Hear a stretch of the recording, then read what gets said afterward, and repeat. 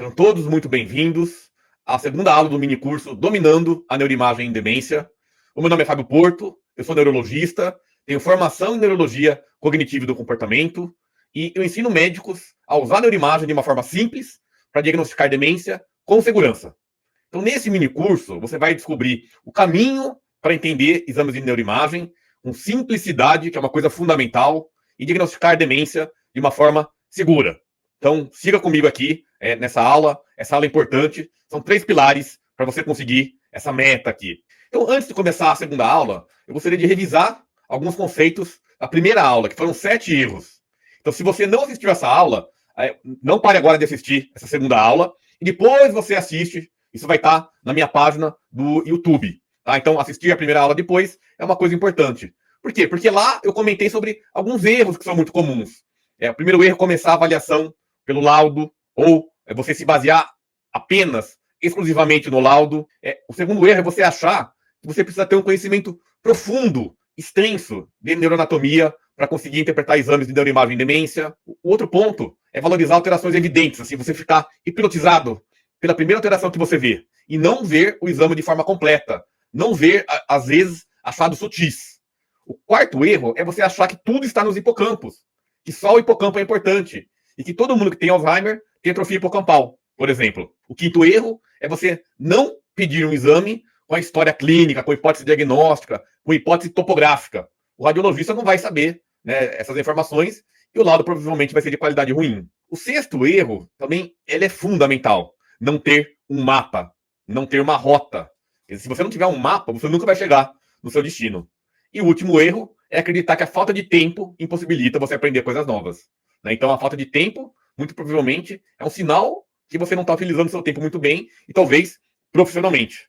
Então, esses 7 erros, eles são importantes para quê? Para que a gente consiga entender que a gente tem que superá-los para alcançar essa meta de avaliar exames de neuroimagem de uma forma simples e segura. Então, a gente tem que ter essa ideia de que é possível superar essas dificuldades. Então, aqui um roteirinho na aula 1, 7 erros. Então, se você quiser depois assistir essa aula, isso vai estar no meu YouTube. A aula de hoje, então, os 3 pilares para segurança diagnóstica em demência. E amanhã, aula 3, uma aula fundamental, talvez a aula mais importante, um roteiro prático para você diagnosticar demências com segurança. Então, ao longo dessa aula, eu vou falar sobre os 3 pilares da segurança diagnóstica em demência. Então, aqui, a gente está vendo um pilar, né, uma coluna. Né, e essa coluna aqui está no estilo jônico, né, que é o estilo que representa sabedoria. Então, quais são os 3 pilares da sabedoria para você utilizar a neuroimagem com simplicidade, mas garantindo segurança no diagnóstico? Então, esses 3 pilares, ele é a fundação, é o alicerce que todo conhecimento posterior tem que ser baseado, tem que ser suportado. Então, tudo que você vai aprender, né, daqui para frente vai usar como apoio esses 3 pilares. Por isso que é fundamental. Entender esses 3 pilares é você criar uma fundação sólida para sua casa, para o seu conhecimento. Então, um homem sábio faz a fundação da sua casa na rocha. Então, os pilares têm que estar seguros, têm que estar assim, bem estabelecidos. Então, isso é fundamental. Tá? Então, não perca aqui, siga aqui comigo, 3 pilares para você diagnosticar a demência usando a neuroimagem de uma forma simples e segura. 1, conhecimento focado, direcionado na neuroanatomia. Então, conhecer alguns pontos anatômicos, alguns marcos de escalas, algumas regiões do cérebro que são fundamentais para a cognição e para a demência, é um dos pilares. E se você não conhecer o básico, e aí, sabendo que conhecer o básico, neuroanatomia direcionada, não é igual conhecer toda a neuroanatomia, ou conhecer extensamente tudo do cérebro. Não são coisas, não são semelhanças, não são sinônimos. Uma coisa é diferente da outra. O outro ponto, o outro pilar, é conhecer as sequências de imagem, saber o que é T1, T2, FLAIR, saber para que serve, o que você vê em T1, o que você vê em T2 no FLAIR.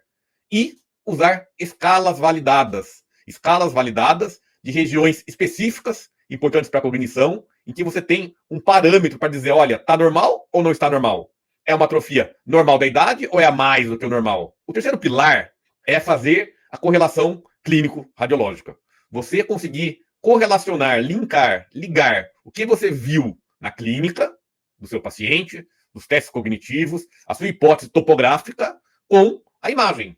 Quer dizer, se você sabe onde procurar, você acha coisas sutis. É como se você conseguisse avaliar a neuroimagem usando uma lupa. Essa lupa baseada na avaliação clínica do paciente. E aí, tenho certeza que você, como clínico, né, seja você neurologista, psiquiatra, geriatra, médico de família, não importa a especialidade, você viu o paciente, você ouviu a história, você sabe a anamnese, você fez o teste.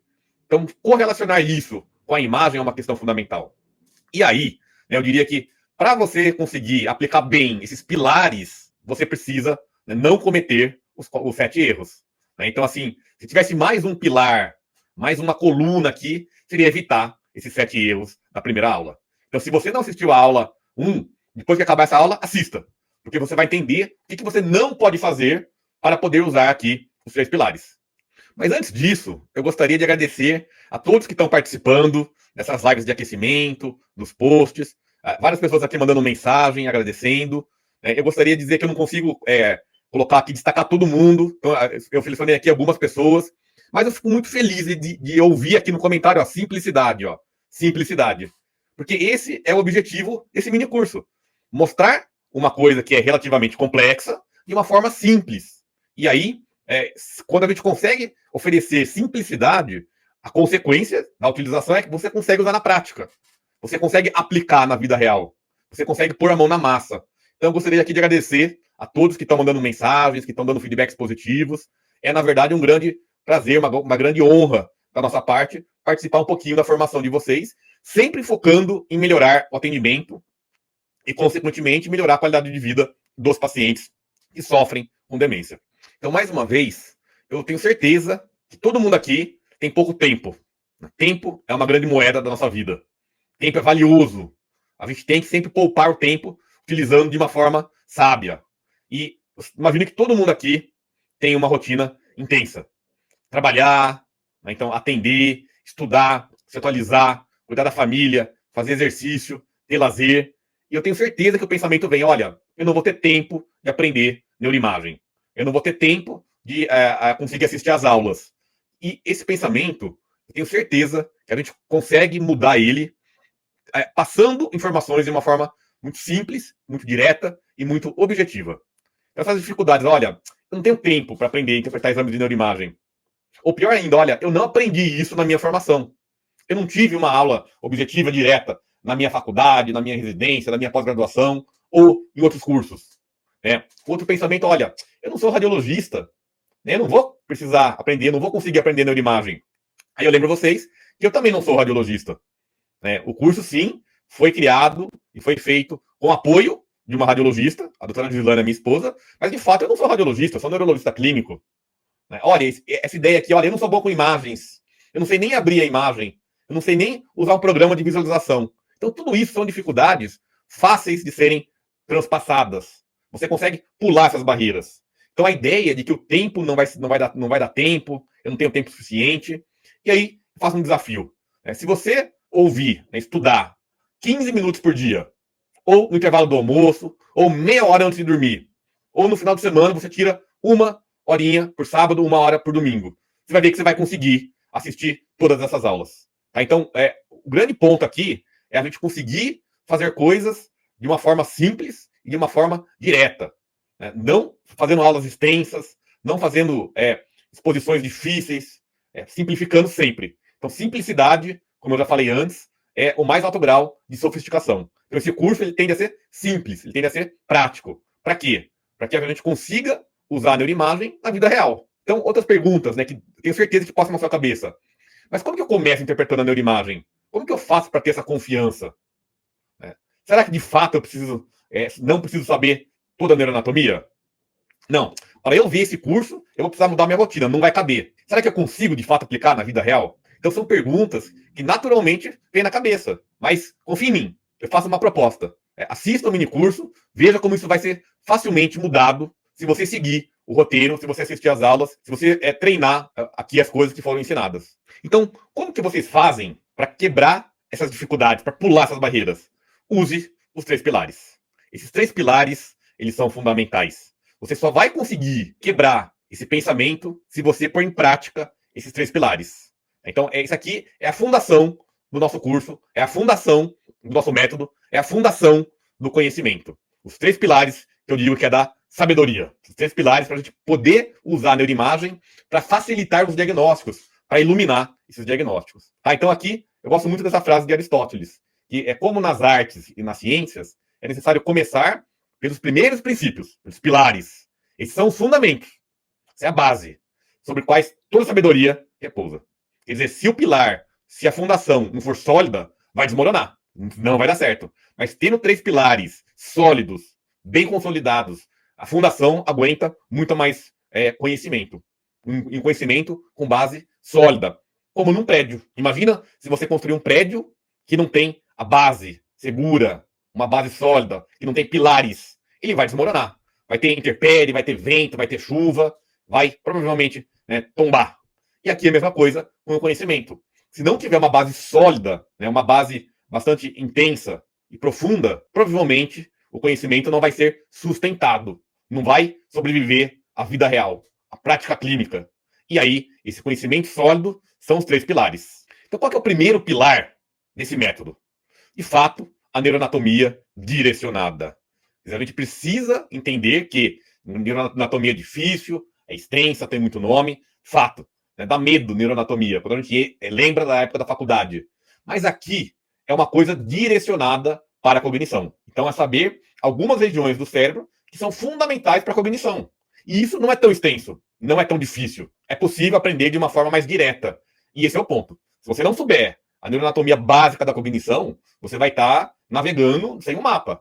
Quer dizer, você vai se perder. Então por que é interessante, por que é importante aprender essa neuroanatomia focada? Porque para você poder construir um olhar clínico, um olhar prático, você precisa saber onde olhar. Para você poder identificar o que é crucial, o que tem correlação com aquele sintoma. E aí, você só vai conseguir ter um olhar prático, pessoal e com uma lupa minucioso se você souber o básico da neuroanatomia para a cognição. Sabendo isso, você vai conseguir ficar independente da totalidade de laudo. Quer dizer, você vai conseguir ter uma opinião própria.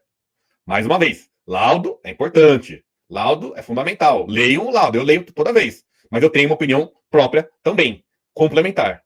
E aí, em alguns casos, que é difícil, casos complexos, é fundamental você saber o básico. Você ter uma fundação sólida, um pilar. Quer dizer, o homem sábio faz a fundação da sua casa na rocha. Por quê? Porque é sólido. Porque se sustenta. Porque dá sustentação. Então, para você saber um caso complexo, tem que saber primeiro aspectos básicos. E essa é a nossa fundação. Neuroanatomia focada em cognição.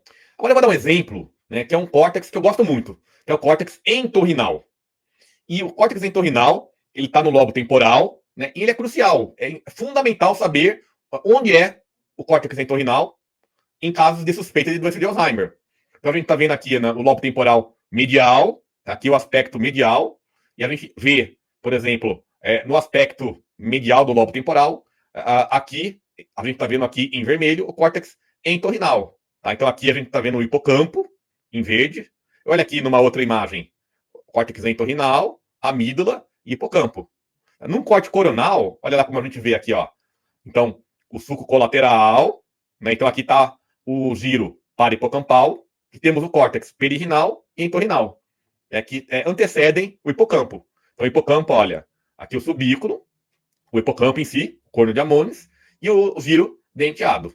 Tá? Então, mas quando você vê essa anatomia, é fácil você conseguir achar isso na imagem. E esse é o ponto. Então, por que é fundamental achar o córtex entorrinal em suspeitas de doença de Alzheimer? Porque é um córtex que é precocemente afetado. Ele atrofia antes do hipocampo, algumas vezes. Quer dizer, você conseguir achar o córtex entorrinal com segurança, usando uma escala para comparar, para saber se tem atrofia, mesmo que sutil, isso é fundamental para fazer diagnósticos precoces de doença de Alzheimer. Especialmente quando tem um comprometimento cognitivo mais leve. Por quê? Porque é onde mais responde aos tratamentos aprovados e é a indicação mais, quanto mais precoce, melhor, de drogas anti-amiloide, por exemplo. Você quer tratar com novos tratamentos casos muito precoces. Às vezes casos que não têm demência ainda. Olha como é fundamental atualmente ter diagnósticos precoces. Então, veja esse caso comigo aqui. Eu vou abrir aqui a imagem e você vê como construir um olhar clínico prático usando, por exemplo, o córtex entorrinal, que fica no giro parahipocampal, como exemplo. Segue aqui comigo.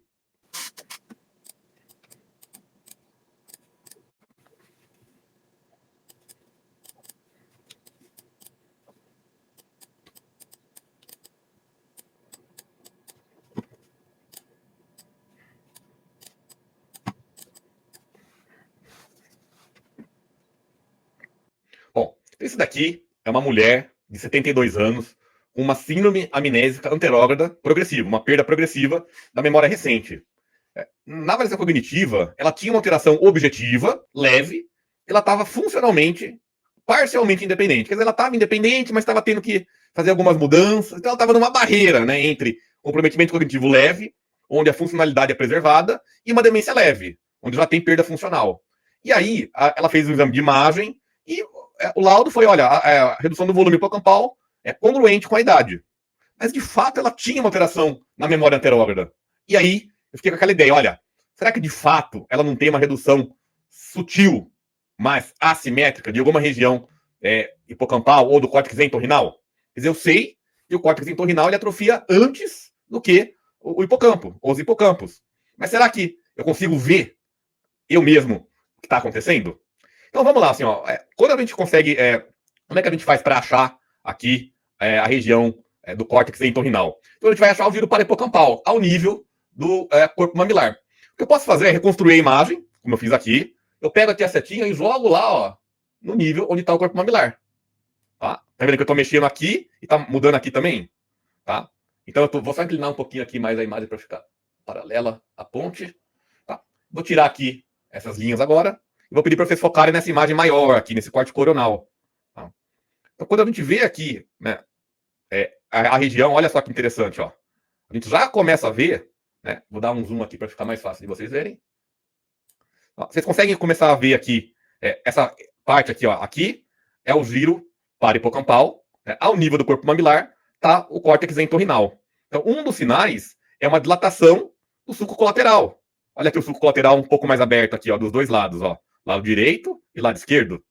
Porém, ó, quando a gente vê aqui, especialmente do lado direito, você está vendo aqui um descolamento do córtex entorrinal aqui da tenda do cerebelo. Você vê o sinal da fenda tentorial. Tá vendo aqui que tem uma coisa preta aqui? Tá? Vocês estão vendo aqui também? Tá? Eu vou pegar uma outra imagem para ficar mais claro para vocês verem. Só um pouquinho.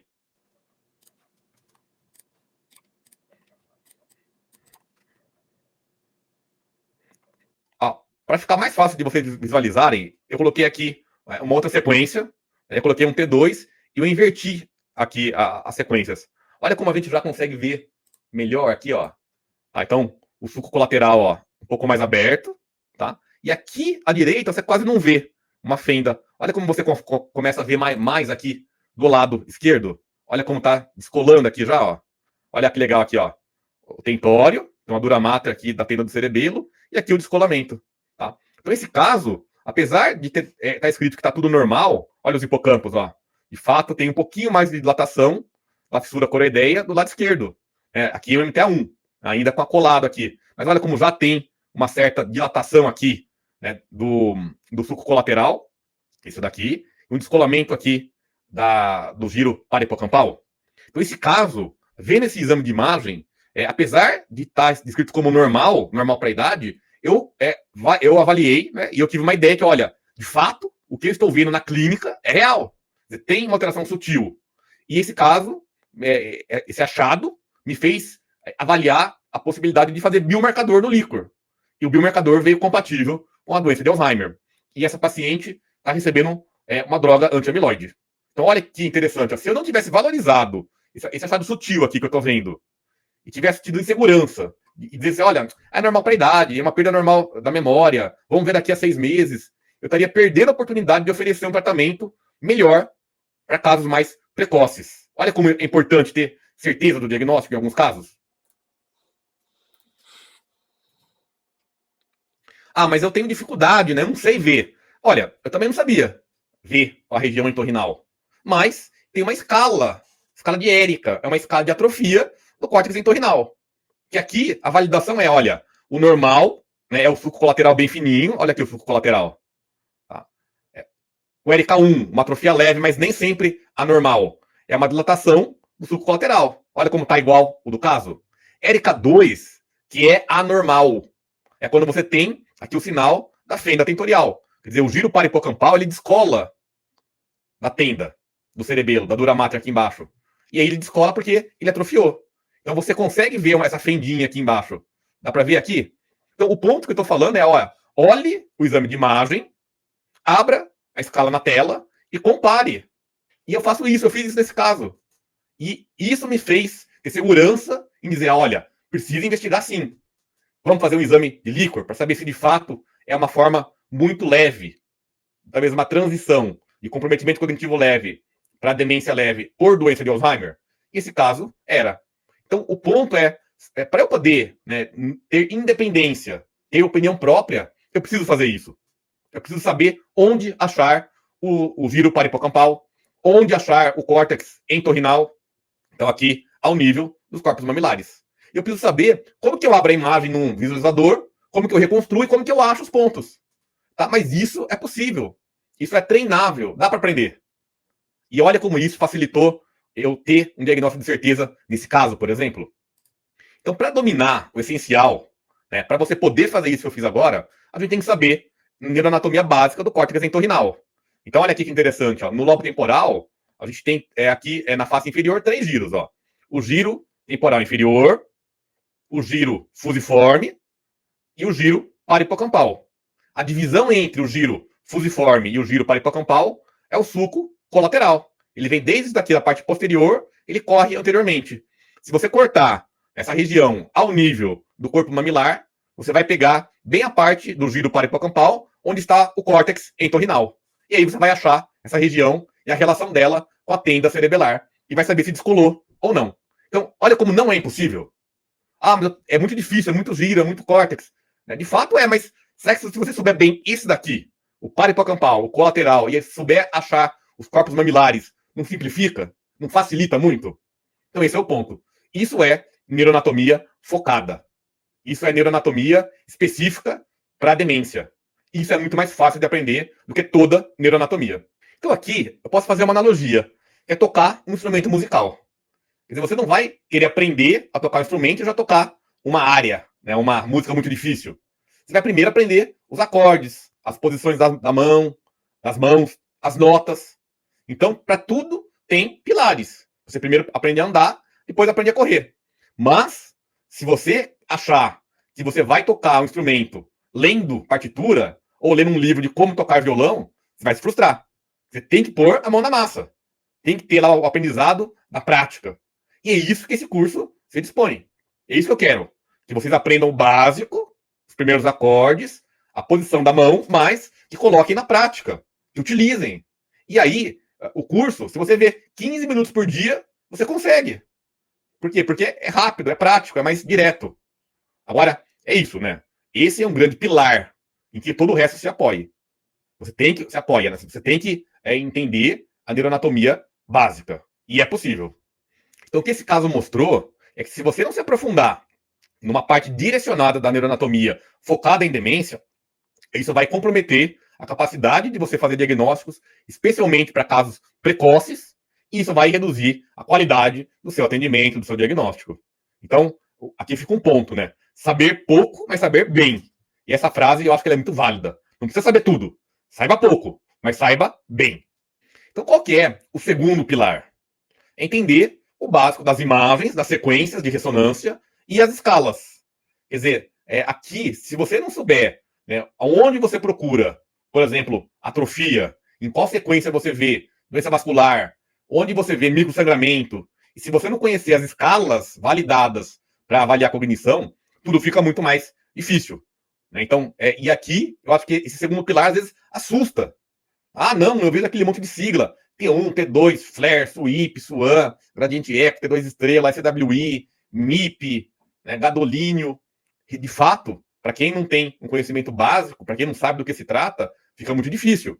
Mas, se você entender algumas sequências básicas, que são focadas para a demência, e aprender a ver as escalas, tudo vai ficar muito mais fácil. Então, o que são essas sequências e escalas? De fato, é a rotina da ressonância, ela vem com várias sequências. Ela vem com T1, com T2, com flare, com gradiente eco, com difusão. E aí você pode pedir até algumas sequências extras, mas o básico, as sequências básicas, é fundamental você saber. E as escalas é a mesma coisa. Uma escala para ver volume do hipocampo, uma escala para ver o volume do córtex entorrinal, para ver alterações frontais, para ver alteração do lobo parietal, para ver lesão vascular, então para ver HPN, hidrocefalia de pressão normal. Então tem várias escalas, e cada escala você tem que saber qual sequência você procura. Por que isso é fundamental? Porque são também as ferramentas de trabalho. Você usa isso para diagnosticar as demências. Então, se você não souber, né, usar uma ferramenta aqui do seu trabalho, você não vai conseguir terminar a sua tarefa. Então, de fato, esses dois são pilares importantes também. Qual que é o benefício de você usar escalas? De fato, usar a escala te deixa muito mais independente, te deixa muito mais seguro, te deixa muito mais fácil você identificar alterações sutis. Por quê? Porque todo mundo tem insegurança de afirmar que uma pessoa tem um problema degenerativo. É uma afirmação pesada, tem que ser bastante sério, tem que ser bastante cauteloso ao falar isso.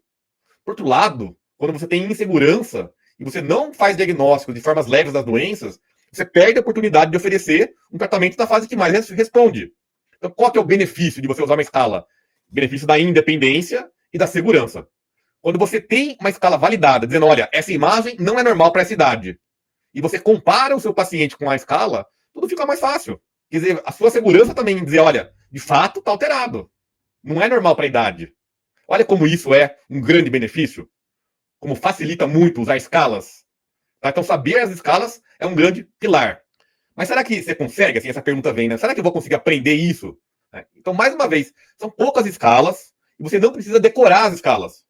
Você precisa ter as escalas. Consultar as escalas toda vez que você vê um exame de imagem. Você abre na tela a escala, você abre a imagem do paciente e compara. Eu faço isso até hoje. Eu comparo. E quando eu comparo, eu já mostro para o paciente. Então é possível, sim, aprender isso. E, na verdade, é relativamente fácil de aprender.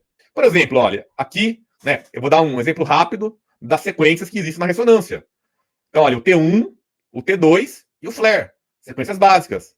Qual que é a regra? T1 é o anatômico. Substância branca, branca, quer dizer, mais clara.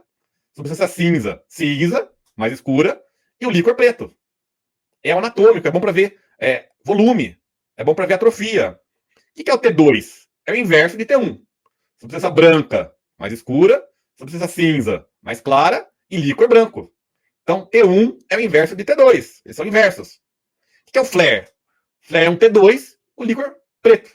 Então, substância branca, mais escura. Substância cinza, mais clara.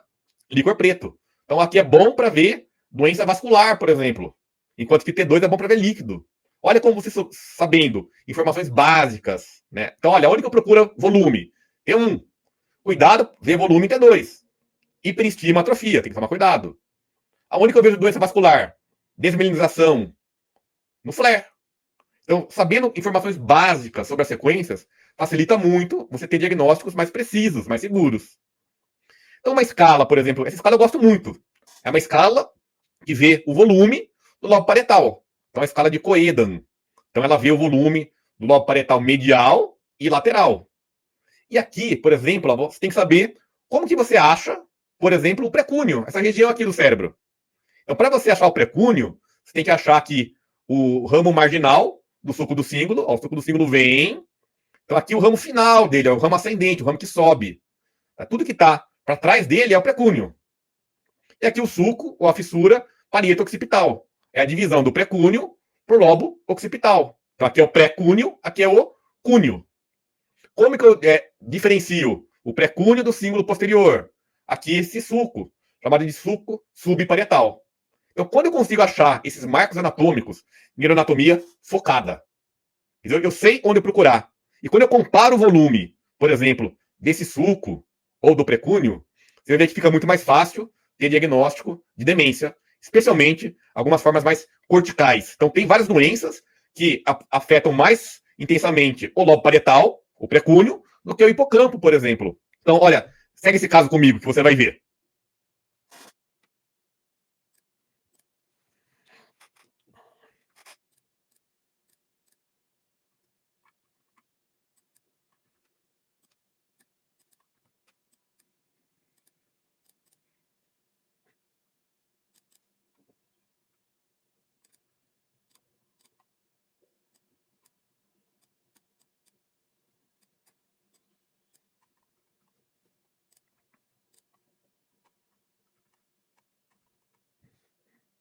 Esse caso aqui é uma mulher de 62 anos que também tem uma amnésia anterógrada. tem uma amnésia já mais intensa, causando alteração funcional, causando alteração topográfica, causando dificuldade de lidar com finanças. E aqui a gente vê o exame, a gente está vendo aqui, ó, eu coloquei aqui, a gente vai da direita para a esquerda. Tá? Olha esse caso, que também já passou por várias avaliações, não teve o diagnóstico, mas olha só aqui o pré-cúneo.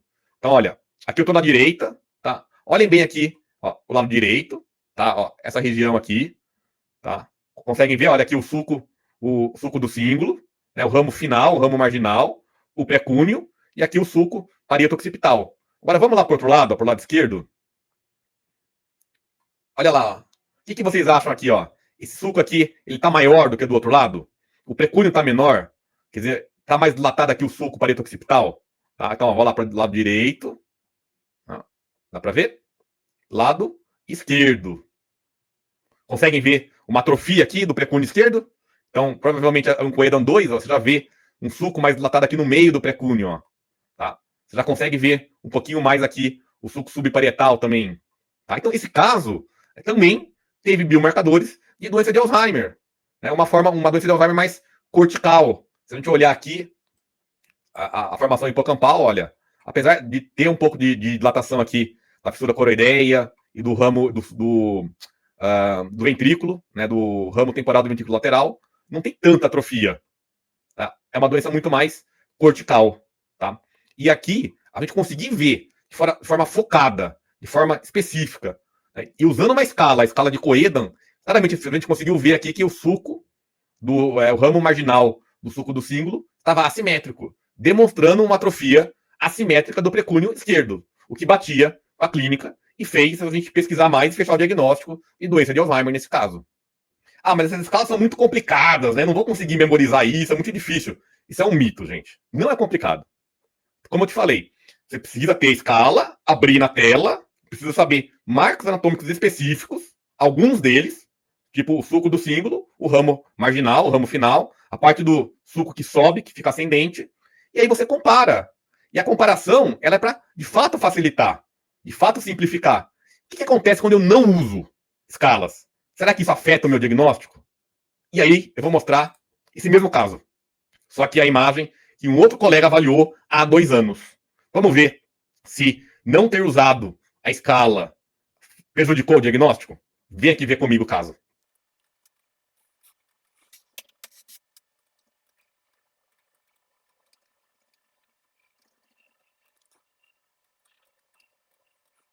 Ó, então estamos aqui vendo a mesma paciente, só que a imagem há 2 anos. Quer dizer, 2 anos antes do diagnóstico, e que já tinha sintoma. Então a gente está aqui na direita, eu vou tirar aqui a linha para a gente ver. Olha lá, o pré-cúneo direito, como a gente está vendo aqui, tá? Bem menos atrofia, de fato, né? Ó. Mas vamos ver o pré-cúneo esquerdo, ó. Passamos lá da linha média, estamos indo para a esquerda. Olha só como já tinha, né, menos intenso, mas uma certa redução aqui do volume. Tá? Olha como isso aqui já tinha aqui uma sucação um pouco mais ampla do lado esquerdo. Olha aqui essa imagem, ó. Então dá para ver que usando a escala, né, é difícil dizer assim, olha, de fato você fecha o diagnóstico só com essa imagem. Isso não é verdade.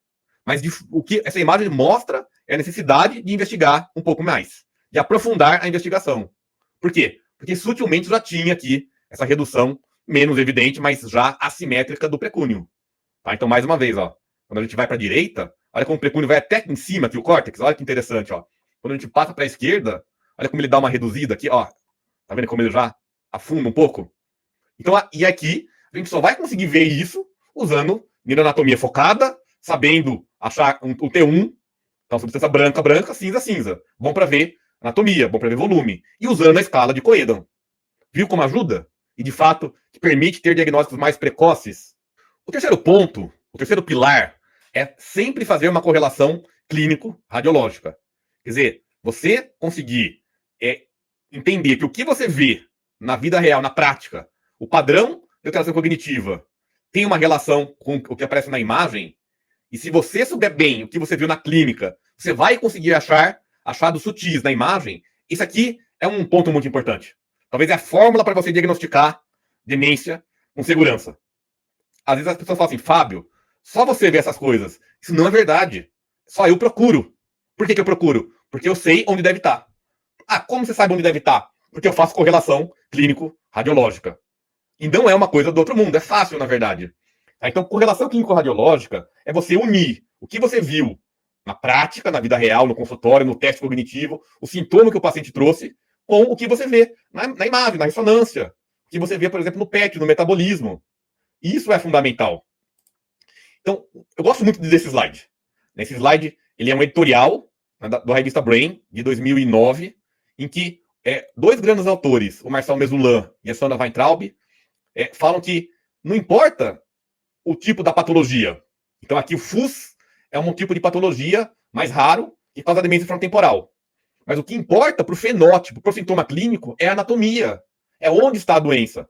Então, por exemplo, aqui é para a demência frontotemporal. Não importa se é FUS, se é TDP43, se é tal, são as proteínas que acumulam. Se afetar aqui a região do polo temporal esquerdo, o sintoma vai ser semântico, anomia, dificuldade de extrair conhecimento semântico. Se afetar aqui a região do giro frontal inferior esquerdo, o sintoma vai ser de afasia não fluente à gramática, redução da fluência, redução do uso de regra gramatical, erro fonêmico. Se afetar aqui a região órbito-frontal, vai ser sintoma comportamental. Se afetar aqui a região dorso-lateral, vai ser sintoma desexecutivo. E a mesma coisa acontece para a doença de Alzheimer.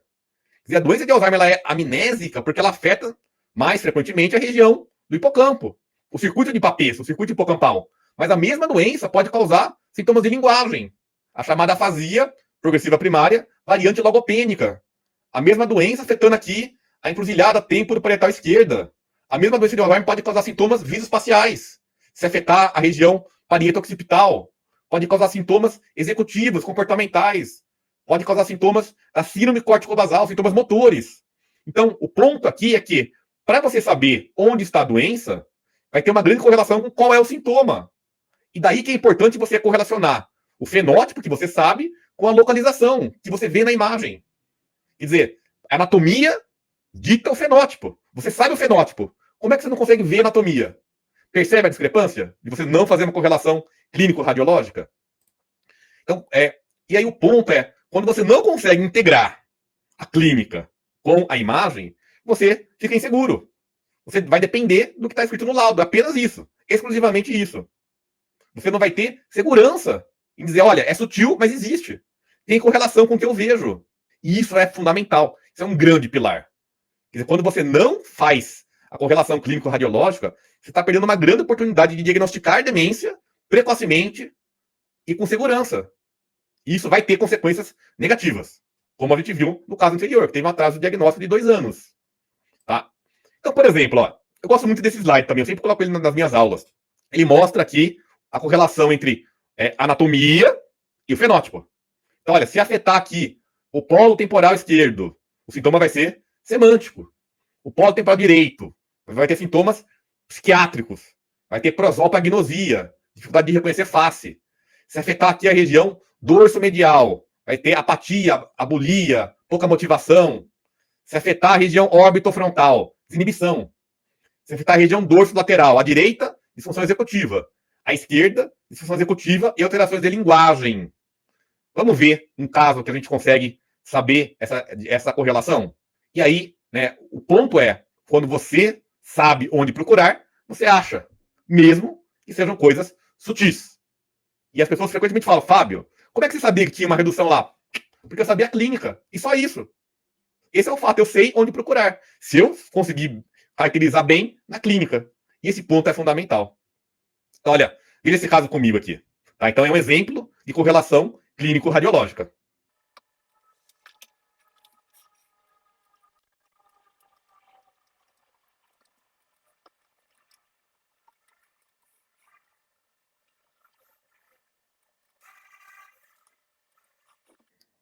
Então, esse caso é uma mulher de 58 anos que a queixa dela é que ela não consegue achar as palavras.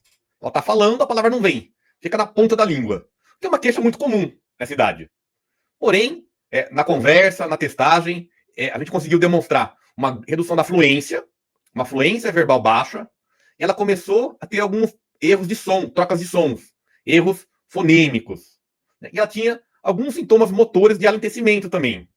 Tá? Então, uma das hipóteses é alguma coisa causando uma redução da função, ou e talvez uma redução do volume, nas regiões do giro frontal inferior esquerdo. Parecia uma afasia progressiva primária não fluente à gramática. Tá? Vamos ver aqui a imagem? Então, ó, aqui a gente está na direita, olha. Se eu sei, olha, onde que está o giro frontal inferior, então aqui a gente está vendo na direita, olha o giro frontal inferior aqui, ó. Tá? Então a gente vê, ele tem 3 partes, né? A parte opercular, a parte triangular e a parte orbital. E eu sei, a neuroanatomia focada, que a área de Broca, ela está aqui na parte triangular e na parte opercular, e a gente tem 2 sulcos. Um sulco horizontal, anterior, e um sulco aqui ascendente, ó, vertical. Então, olhem bem essa imagem à direita aqui, ó. Tá? Fixem isso na cabeça. Vamos ver aqui agora, ó, quando a gente vai pro lado esquerdo. Vou tirar aqui para a gente poder ver melhor. Tá? Olha só a diferença aqui nessa região. Vou pôr um pouquinho mais para cá.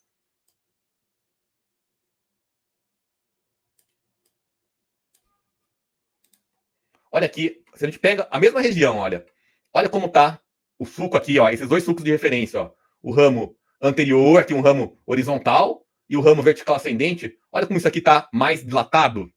Se a gente olhar aqui, ó, aqui, olha a diferença que dá quando a gente vê no coronal.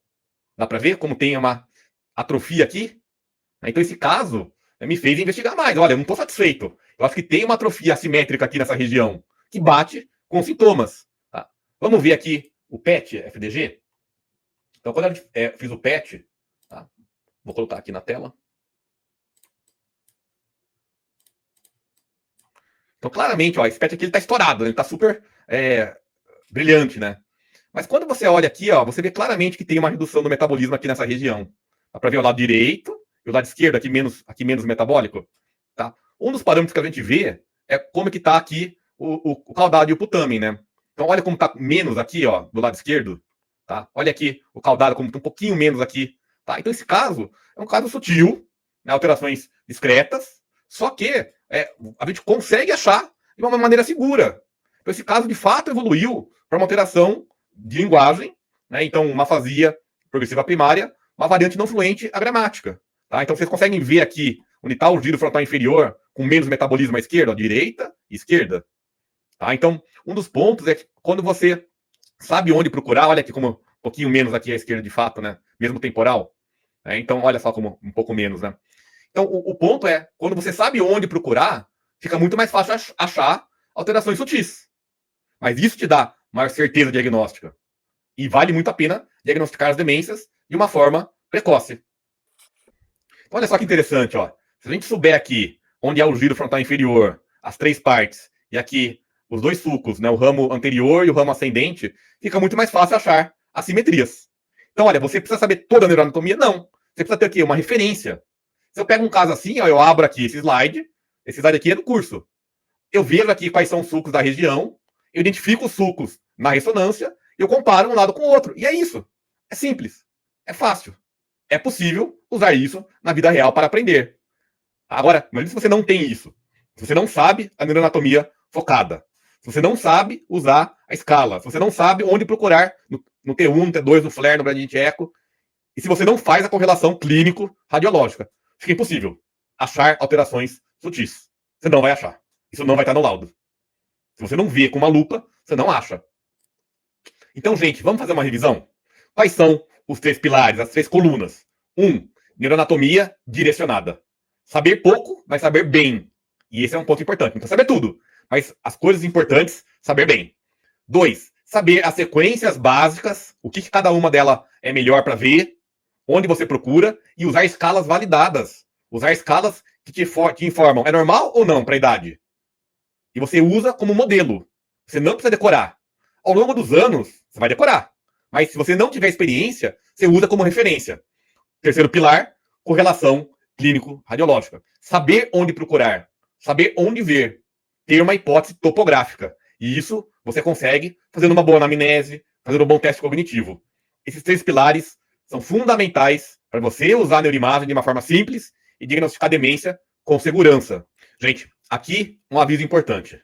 Eu vou te explicar como é que você faz para baixar a apostila, mas antes disso, eu gostaria de dizer que tem muita gente me perguntando sobre o curso completo, Dominando a Neuroimagem em Demência.